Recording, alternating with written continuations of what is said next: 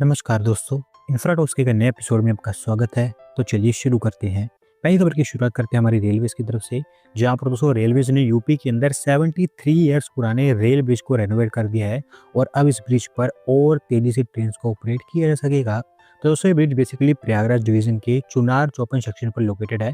1953 में इसको बनाया गया था और अभी क्योंकि ये काफ़ी पुराना हो चुका है तो इसको अपग्रेड की ज़रूरत थी, क्योंकि अभी फिलहाल जस्ट 30 kmph की मैक्सिमम स्पीड से यहाँ पर ट्रेन ऑपरेट होती थी। अभी pre stressed concrete girder slabs के साथ इसको अपग्रेड किया गया है। इस टाइप के ऑलमोस्ट 6 गर्डर्स यहाँ पर लगाए गए हैं। इसके चलते होगा ये कि हैवी ट्रेन तो यहाँ पर ऑपरेट हो ही पाएंगी, साथ साथ ट्रेन को और तेजी से ऑपरेट किया जा सकेगा। अगली दोस्तों अपडेट हरियाणा से है, जहाँ पर दोस्तों Haryana mass rapid transport corporation ने 18 मेट्रो स्टेशन प्लान किए हैं आरआरटीएस कॉरिडोर के ऊपर। और अभी क्योंकि हरियाणा सरकार तो इसको पहले अप्रूव कर चुकी है, तो अब ये प्रपोजल एनसीआरटीसी के पास इवैल्यूएशन के लिए भेजा जाएगा। तो दोस्तों बेसिकली जैसे दिल्ली मेरठ आरआरटीएस और मेरठ मेट्रो सेम ही इंफ्रास्ट्रक्चर शेयर करते हैं, उसी तरह से नोएडा गुड़गांव आरआरटीएस पर भी गुड़गांव मेट्रो इंफ्रास्ट्रक्चर को शेयर करने वाली है। जो 18 मेट्रो स्टेशन यहाँ पर प्रपोज किए गए हैं, उसमें से 8 तो ऐसे हैं जो कि गुरुग्राम के अंदर होंगे, जबकि 10 मेट्रो स्टेशन फरीदाबाद के अंदर होंगे। गुरुग्राम के इफ्को चौक को पहले इंटरचेंज के रूप में डेवलप किया जाएगा और इनफैक्ट इस पूरे कॉरिडोर का ये सबसे बड़ा इंटरचेंज होगा। इसके साथ साथ millennium city centre metro station पर भी दिल्ली मेट्रो की येलो लाइन के साथ इसकी कनेक्टिविटी होगी। अगली दोस्तों अपडेट दिल्ली से ही है, जहाँ पर दोस्तों ऑलमोस्ट 3-3.5 साल के गैप के बाद लोनी अंडरपास टेक ऑफ करता हुआ दिखाई दे रहा है, क्योंकि दिल्ली पीडब्ल्यू डिपार्टमेंट के द्वारा इसको लेकर कंस्ट्रक्शन स्टार्ट कर दिया गया है।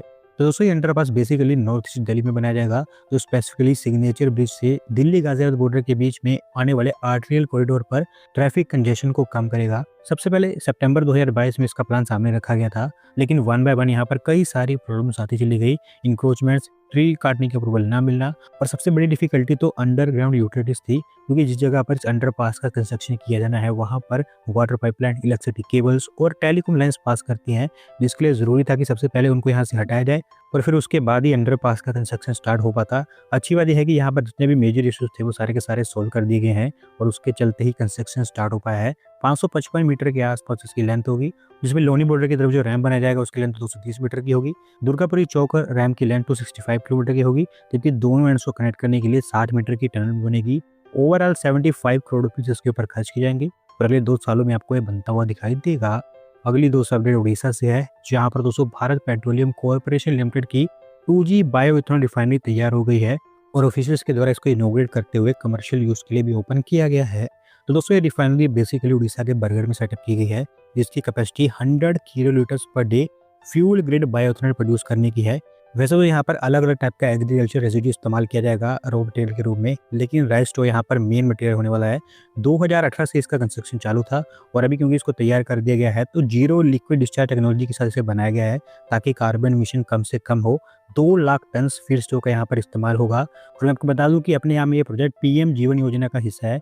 1775 करोड़ रुपीज इसके ऊपर खर्च किए गए हैं और ओवरऑल इसके चलते 725 नई जॉब जनरेट होंगी। अगली दोस्तों अपडेट फिर से हमारी रेलवे की तरफ से है, जहाँ पर दोस्तों historic Kangra valley rail line को अपग्रेड कर दिया जाएगा एक ब्रॉड गेज रेल लाइन में, और अभी रेलवेज ने इसको लेकर डीपीआर सर्वे की अप्रूवल दे दी है। तो दोस्तों ये रेल लाइन पंजाब के पठानकोट से हिमाचल प्रदेश के जोगिंदरनगर के बीच में बनी हुई है, नगर रेलवे के जम्मू डिवीजन के अंडर में आती है और अभी फिलहाल बेसिकली आप कह सकते हैं कि ये एक टाइप की टॉय ट्रेन सर्विस है, जैसा कि आपको माथेरन और दार्जिलिंग में देखने को मिलती है, क्योंकि उसी तरह से इसको ऑपरेट भी किया जाता है। लेकिन डिसाइड ये हुआ है कि इसको अपग्रेड करके यहाँ पर जो इंफ्रास्ट्रक्चर बना हुआ है उसको प्रॉपर्ली यूटिलाइज किया जाए, ताकि टूरिज्म के साथ साथ कनेक्टिविटी के लिए भी इसको प्रॉपर्ली इस्तेमाल किया जा सके। तो एक बार अभी डीपीआर सर्वे कंप्लीट हो जाता है तो उसके बाद हमें और चीज़ें क्लियर होती हुई दिखाई देंगी। अगली दोस्तों अपडेट टाटा स्टील की तरफ से है, जिन्होंने पंजाब के अंदर उनकी स्टील प्रोडक्शन को भी और एक्सपांड कर दिया है, क्योंकि पंजाब के लुधियाना में उनके द्वारा पहली scrap based electric arc furnace को ओपन किया गया है। तो दोस्तों बेसिकली इसको इनोग्रेट करने का काम पंजाब के सीएम के द्वारा किया गया था। लुधियाना के भी हाईटेक वैली में स्पेसिफिकली इसको बनाया गया है, जिसकी capacity 0.7 million tonne per annum की है। इसे डिजाइन ऐसे किया गया है कि पर टन स्टील प्रोडक्शन में ये 0.3 टन से भी कम कार्बन एमिशन प्रोड्यूस करेगा। One of the green steel arc furnace आपको देखने को मिलेगी देश के अंदर। 50% से ज़्यादा यहाँ पर जो एनर्जी रेट्स होंगी वो रेन्यूएबल एनर्जी के थ्रू कंप्लीट हो पाएंगी। कुल मिलाकर टाटा स्टील के द्वारा 3200 करोड़ रुपीज़ की यहाँ पर इन्वेस्टमेंट की गई है और स्पेसिफिकली टाटा टिस्कोन के प्रोडक्ट्स यहाँ पर मैन्युफैक्चर होंगे, जिसके चलते आपको हंड्रेड्स ऑफ नई जॉब जनरेट होती हुई दिखाई देंगी। अगली दोस्तों अपडेट आंध्र प्रदेश से है, जहाँ पर एक मेगा स्टील प्लांट का कंस्ट्रक्शन ऑफिशियली स्टार्ट हो चुका है, क्योंकि आंध्र प्रदेश के सीएम के द्वारा इसको लेकर फाउंडेशन रखने का काम किया गया है। तो दोस्तों steel plant ArcelorMittal Nippon Steel India के द्वारा सेटअप किया जाएगा, जो अनकपल्ली डिस्ट्रिक्ट के राजेपेटा विलेज में बनकर तैयार होगा। 5,400 एकड़ के एरिया में फैला होगा और कुल मिलाकर 17.8 मिलियन टन पर एनम की इसकी कैपेसिटी होगी, जिसे देश का लार्जेस्ट इंटीग्रेटेड स्टील प्लांट बना देगा। वैसे तो यहाँ पर 1.5 लाख करोड़ की इसके आसपास इन्वेस्टमेंट की जाएगी, पर क्योंकि वो इन्वेस्टमेंट कई सारे फेजेस में होनी है, तो अभी फिलहाल पहले फेज को लेकर यहाँ पर फाउंडेशन रखा गया है और पहले फेज में ही 70,000 करोड़ रुपए की बड़ी इन्वेस्टमेंट इस कंपनी के द्वारा की जाएगी। और जितना भी यहाँ पर स्टील प्रोड्यूस होगा उसके लिए इम्पोर्ट एक्सपोर्ट को सपोर्ट करने को लेकर इसके आसपास एक पोर्ट को भी डेवलप किया जाएगा। 11,198 करोड़ रुपीस की उसके ऊपर भी इन्वेस्टमेंट होगी और वो भी 316 एकड़ के एरिया में फैली होगी। 6,000 जॉब्स इस पोर्ट के थ्रू जनरेट होगी, जबकि स्टील प्लांट जो अपने आप में एक बहुत बड़ा प्रोजेक्ट है, उसके चलते डायरेक्ट और इनडायरेक्ट वे में 1 लाख से ज्यादा जॉब्स जनरेट हो पाएंगी। अगली दोस्तों अपडेट फिर से हमारी रेलवे की तरफ से है, जहाँ पर दोस्तों रेलवे ने डिसाइड किया है कि रेलवे स्टेशन पर लोगों की एंट्री को अभी और ज्यादा ऑर्गेनाइज किया जाएगा और इसके लिए रेलवे ने पहला पायलट प्रोग्राम लॉन्च कर दिया है। तो दोस्तों बेसिकली आप जानते हैं कि जब भी देश में फेस्टिव सीजन आता है तो एकदम से हमारे रेलवे स्टेशन पर रश काफ़ी ज़्यादा बढ़ जाता है और पूरा का पूरा रेल इंफ्रास्ट्रक्चर प्रेशर में आ जाता है। हालांकि अगर ये सब चीज़ें ऑर्गेनाइज्ड हो तो इन चीज़ों को काफ़ी इजीली हैंडल किया जा सकता है, क्योंकि रेल इंफ्रास्ट्रक्चर देश में अच्छा खासा बना हुआ है। तो उसी चीज़ को लेकर अभी रेलवे के द्वारा यहाँ पर स्टेप चला गया है, जहाँ पर होगा कि स्टेशन के एंट्रेंस पर QR कोड रेलवे के द्वारा लगाए जाएंगे और जैसे ही लोग उन QR कोड्स को स्कैन करेंगे उनको एक क्लियर हो जाएगा कि कौन सी साइड से उनको स्टेशन के अंदर एंट्री करनी है। रिजर्व पैसेंजर्स, मंथली पासेस वाले पैसेंजर्स और अनरिजर्व टिकट्स वाले जो पैसेंजर्स हैं उनको अलग अलग एंट्री गेट्स के थ्रू गाइड किया जाएगा, ताकि एंट्री काफ़ी ऑर्गेनाइज तरीके से हो पाए और साथ ही साथ क्राउडिंग को भी कम किया जा सके। इसके अलावा जो रेल स्टाफ्स हैं उनको पहचानना और भी आसान बन जाएगा, क्योंकि रेलवे एम्प्लॉइज, वेंडर्स, पोर्टर्स और IRCTC के जो ऑफिशियल्स हैं उनको अभी कलर कोडेड यूनिफॉर्म पहनने के लिए कहा गया है और अभी ये नॉर्म बना दी गई है। इसके अलावा स्टेशन का हर वो पॉइंट जहां से स्टेशन के अंदर एंट्री हो सकती है वहां पर AI कैमरास भी इंस्टॉल किए जाएंगे, ताकि जो अनऑथोराइज्ड एंट्री है स्टेशन के अंदर उसको भी रोका जा सके। फिलहाल दोस्तों ये प्रोग्राम पायलट बेसिस पर न्यू दिल्ली रेलवे स्टेशन पर टेस्ट किया जाएगा, स्पेसिफिकली दिवाली और छठ पूजा के दौरान। और अगर ये सक्सेसफुल रहता है तो इसी तरह का इनिशिएटिव आपको बहुत सारे और रेलवे स्टेशन पर देखने को मिलेगा।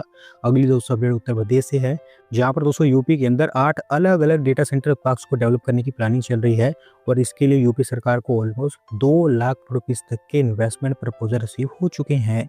तो दोस्तों ये data centre parks Noida, Greater Noida, Yamuna Expressway region, Ghaziabad, Lucknow, Kanpur, Varanasi और आगरा जैसे सिटीज में बनाने की बात की जा रही है। कुल मिलाकर 900 मेगावाट के आसपास इनकी कैपेसिटी होगी। एरिया के अकॉर्डिंग और इन्वेस्टमेंट के अकॉर्डिंग इनका साइज डिसाइड किया जाएगा। फिलहाल नोएडा, ग्रेटर नोएडा और यमुना एक्सप्रेसवे के एरिया में लैंड आइडेंटिफिकेशन का काम किया जा रहा है।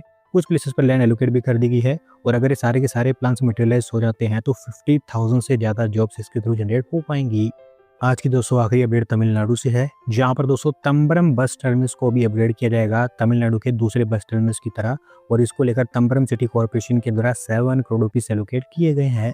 दोस्तों तंबरम बस टर्मिनस आप कह सकते हैं कि चेंगलपट्टू डिस्ट्रिक्ट के अंदर one of the main transportation hub माना जाता है। डेली बेसिस पर 500 से ज़्यादा बसेस यहाँ से ऑपरेट करती हैं और 10,000 से ज़्यादा लोग इसका इस्तेमाल करते हैं।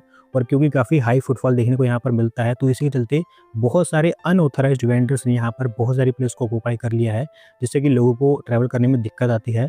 तो इन सब चीज़ों को तो यहाँ पर सॉर्ट आउट किया ही जाएगा। साथ ही साथ इस बस टर्मिनस पर अभी बहुत सारी जो बेसिक अमेनिटीज़ हैं उनकी भी कमी है, तो वो सारी चीज़ें भी यहाँ पर बनाई जाएंगी इस अपडेट के अंतर्गत।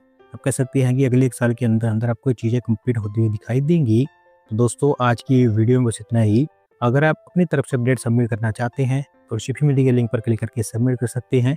और अगर आज की वीडियो पसंद आई हो तो वीडियो को लाइक करें, चैनल को सब्सक्राइब करें। धन्यवाद वीडियो को देखने के लिए।